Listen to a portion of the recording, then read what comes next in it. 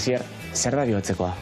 Bihotzekoa dugu askotan infarto bat esaten duguna, gertatzen da bihotzeko arteria koronario bat blokeatu edo ostopatu egiten denean, normalean trombo batek, koagulo batek ostopatzen du. Orduan, bihotzeko muskularen eremu hori horrek ez du odola jasoko eta beraz ez da oxigeno helduko, hilko da eta hor dekogu infarto bat esaten duguna. Eta zelan jakin dezakegu bihotzekoak eman digula edo zeintzuk dira sintomak?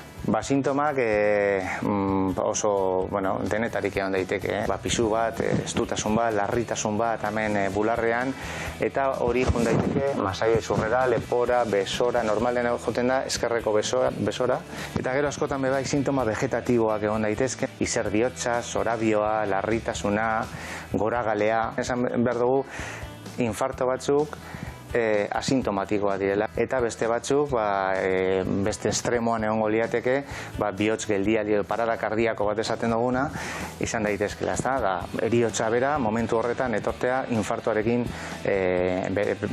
batera. Konturatzekotan, Asier, ze neurri hartu behar ditugu edo ondokoak zer egin behar du? Deitu lehen bailen.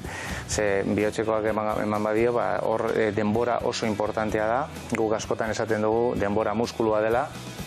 Beraz, lehen bailen deitu behar da, larrialdietara deitu, etorteko ambulantzia batekin, eta diagnostikoa bertan egiteko, da tratamendua momentu horretan hasteko, ezta? Ospitalea joan baino lehen. Orduan, deitzea oso importantea da. Importantea da bebai, lasaitzea, eseritea. RCPa egin behar diogu? Konorterik galdu ez badu ez. Konortea galdu eta pultsoa galdu, ezta? Eta hor, albugan baldin basa, eta hori detektatzen baduzu, RCPa egin beharko litzaioke. Baina bestela, ez, konstiente badago, lasaitu eta kito, eta deitu lehen bailen. Asier, komente duzu, denbora oso garrantzitsua dela, zenbateko izaten da tarte hori? Ez dago lan tarte finko bat, baina lehenengo 2 orduak, 3 orduak oso importantea dira. Gaina kontutan eduki behar dugu, galtzen den denboraren erdia, ematen dela normalean gaixoak edo pazienteak sintomak nabaritzen dituenetik, lehenengo deia egin arte, 12 ordutik aurrera denbora larregi da. Eta garaiz hartzekotan gero ondoreko egongo dira? Hori normalean denborarekin ikusten da. Ondoria dauden edo ez, momentuan edo lehenengo asteetan ez da ikusten.